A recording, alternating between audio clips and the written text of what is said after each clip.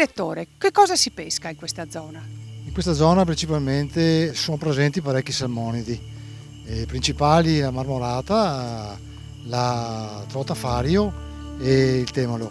Tenga presente però che in questa zona specifica c'è il divieto per la cattura della marmorata, esiste il no kill.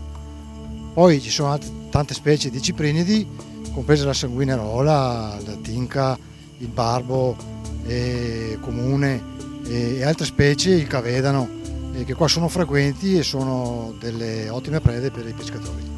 Abbiamo visto quindi pesci diversi e anche tecniche diverse nella pesca, tipi di canne da pesca diverse anche. E sì, ultimamente con tecnologie e anche materiali diversi sono frequenti tanti tipi di pesca rispetto a 30-40 anni.